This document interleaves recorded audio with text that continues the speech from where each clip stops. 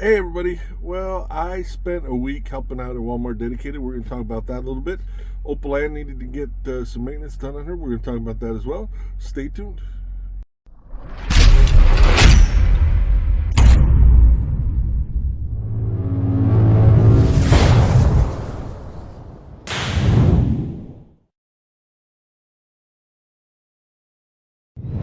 Hello everybody. This is Rick, also known as Duke City Devil Dog. Today is Sunday, the 5th of June, 2022. It is early in the morning, and by early I mean it is about 12:30 a.m. local time. And we just got shut down. I thought I'd record this. I've had some people ask some questions. I thought this would be perfect time to record this. Um, we are in Wislet, North Carolina, which is just east of Greensboro, North Carolina, on Interstate 40. We picked up a load yesterday. Excuse me, not yesterday. The day before, late in the day, we picked it up in Broken Bow, Nebraska, and we're headed to Four Oaks, North Carolina. Nice little run. But as I mentioned, I helped out on Walmart Dedicated out of Mankato, Minnesota, this past the week before last, or actually up until early this past week. I want to talk a little bit about it because I did post a video not too long ago, interesting about helping out Walmart Dedicated and my experience back at Cheyenne. But I want to talk about my experience at Mankato because some people were asking, and so I thought I would share that with you. Usually, what happens is when you get somewhere around, if you're a company driver, which most drivers at Crete are company drivers, and you're somewhere near one of our four terminals that are distribution centers, Walmart distribution centers, either Cheyenne, Wyoming, North Platte, Nebraska, Pauls Valley, Oklahoma, or Mankato, Minnesota. On occasion, you're going to get asked to help out. So you'll get a pre-plan that says, will you go over there, work for 1 week, 7 days, and at least 7 loads. So you're going to work at least 7 days, and you have to do at least 7 loads during that. If you don't do this, if you do more loads before the 7 days, you stay at the 7 days. If you do fewer than 7 loads in 7 days, you stay there until you do the 7 loads. So we did 7 days, and we did 8 loads. The last day we were going to do 9 loads, but the last day we had some weather issues, so don't want to get too much into that, but always better be cautious than anything. So let's talk about Mankato, Minnesota a little bit. Mankato is southwest of the Twin Cities area. That's Minneapolis, St. Paul. There's not an interstate that goes through Mankato. There are some U.S. highways. There are some Nebraska highways, state highways that run through there. But it's in an area that Mankato services the Walmart and Sam's Clubs in a good part of Minnesota, little part of Wisconsin, part of North and South Dakota, and a little bit into Iowa. So I ran predominantly in Minnesota and South Dakota during my time there. What happens is you out of Mankato, you're going to run refrigerated. Even if you've never run it before, you're going to run refrigerated, and it's not that difficult to do. They'll give you some, they'll work with you on it. I've run reefer before with my previous company, so running reefers wasn't a big thing. It was different when I first worked out of Cheyenne because these are multi-temp reefers. The ones that I worked out were at Stevens were just the single temp ones. So these ones actually have bulkheads so that they can have part of the reefer frozen if they need to, and other part just refrigerated. So in a lot of cases you're carrying either frozen and dairy, or you're carrying meat and produce. So depending on that, it's going to be what the temps are like. You're going to go to almost every load has at least 2 stops. That means you're going to pick it up and you're going to go to at least 2 stores, sometimes 3.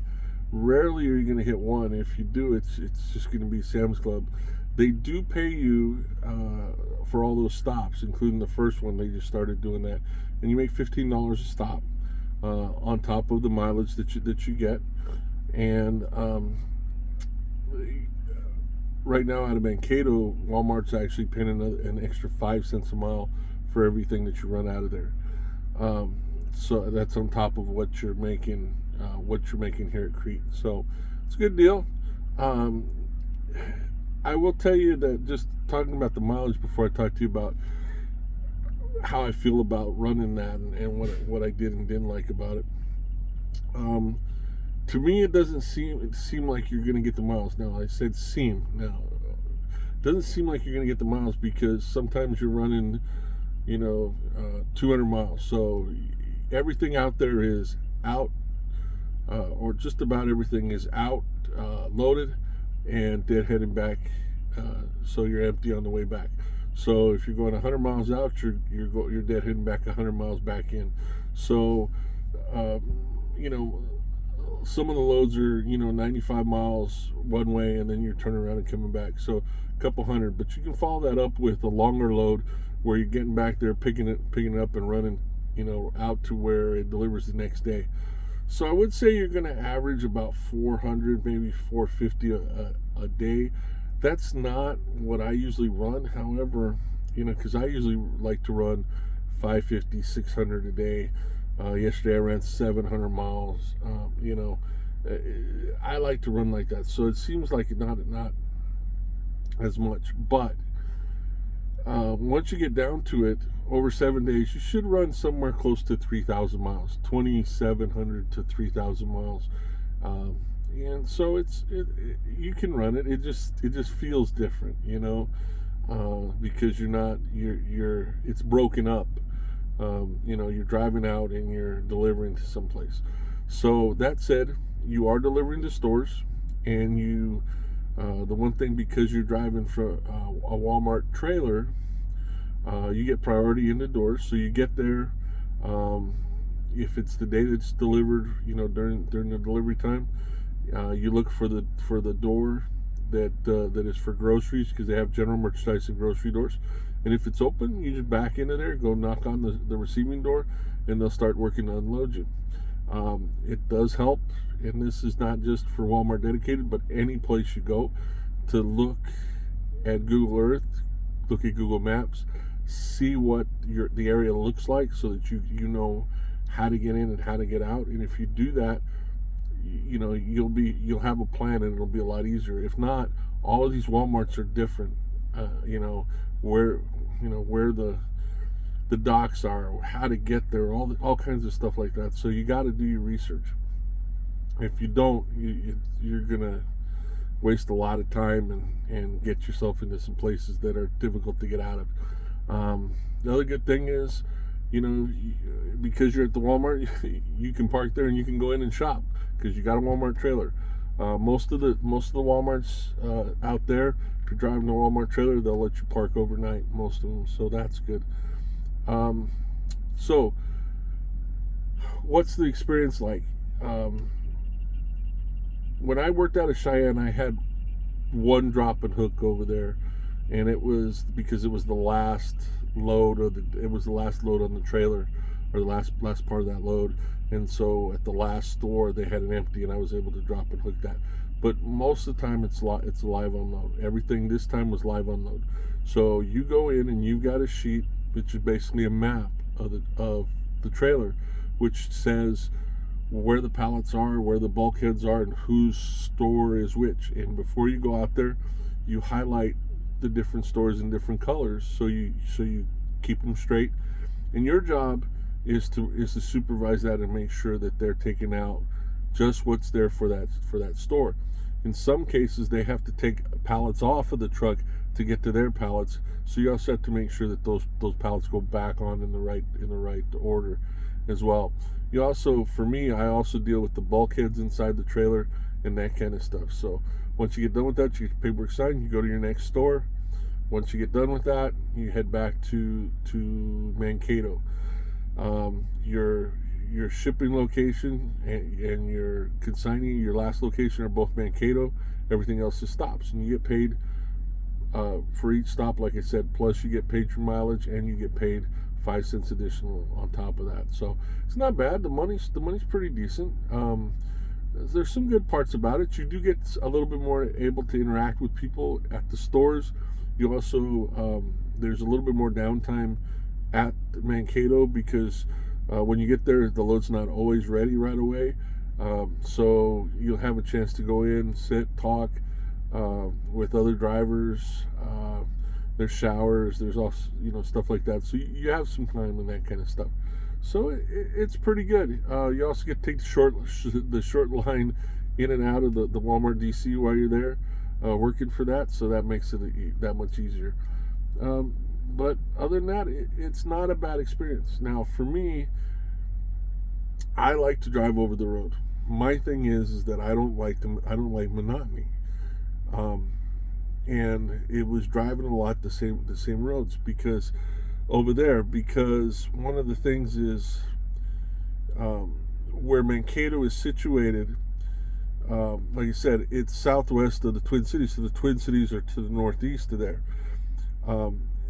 And I had a lot of loads that went to the northwestern part of Minnesota. The problem with that is that there is not an easy way from Mankato to go straight there. You have to go east to get west. So you got to go towards the Twin Cities, in order to cut back and to pick up Interstate 94 and get up towards the northeast, or excuse me, the northwest. So it was always going that way, and it just wasn't something that I really cared for. I did enjoy the interaction, like I said, I did enjoy that, but I'm an over the road driver. That's what I enjoy doing. So that's the only negative about it. I would tell you, go for it. If you get asked, and try it and see. I would suggest, if you're working for Crete, Shaffer, and you get asked, try to do them at least once a year. I mean, at least you can say you did your part at least a little bit, and go from there. I picked up a load after I got done my load to get me out of Walmart. Walmart was picking up in Fort Dodge, Iowa, and heading to North Platte, to the Walmart DC in North Platte, which we also service. And they tried to pull a squirrely one and tried to ask me again if I would help out in North Platte, and it was only my second load out, and I was like, I don't think so. But anyway, so not that soon. But anyway, you can try it and see how it goes from there. Hopefully you'll like it, and it'll be something maybe that you'll enjoy. But you're going to be making money, and it's something a little bit different, and it'll also give you an idea. I would tell you a couple of things that you can use the experience for. One is, if you're thinking about doing Walmart dedicated, it'll give you an idea about whether you're going to like it. Second, a lot of drivers, after they go over the road for a while, they want to go get a local job, where you're out and back every day. That's pretty much what this is. So it'll give you an idea of what that's like, and see if it's something that you're going to like doing. So but you're not unloading anything yourself. They're doing all of it, and it's like I said, it's an experience, and it's something you should try. I also did mention that Opal Ann needed some maintenance. We were due for an A level service. We have two preventive maintenance different. We have an A service and a B service here. They're really a stickler with making sure that you get your services done and get them done as close to on time as you can, because they really try to maintain the vehicles. When I was up in Kansas City, right as I was getting ready to leave, and I had to get the load where it needed to go, I got a message that my truck was due for an A service, so I couldn't get it done there. I tried to get it done in Mankato because we do have a limited kind of shop there, but they just couldn't squeak it in. So what I had them do is get me a load that got me to Omaha, Nebraska, and they gave me a load anyway. They went to Omaha, and we have our hunt transport terminal there in Omaha, and they were able to work on my truck. They found it took a little bit longer than I wanted. It took an extra day because I had a leak in my power steering box, and so they replaced that whole part of the unit. Didn't take them really long to do it. Once they got the part, they looked at it after the parts had already come for the day, and they were so the part came in first thing in the morning. They worked on it and got it done within about 2.5 hours, which was amazing because it was they had to be replaced.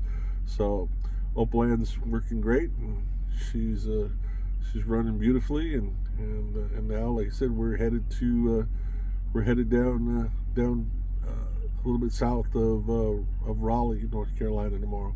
So that's sort of it for my update. Hopefully you enjoy my videos. If you haven't subscribed, please subscribe. Hit the bell icon, be notified when I do post.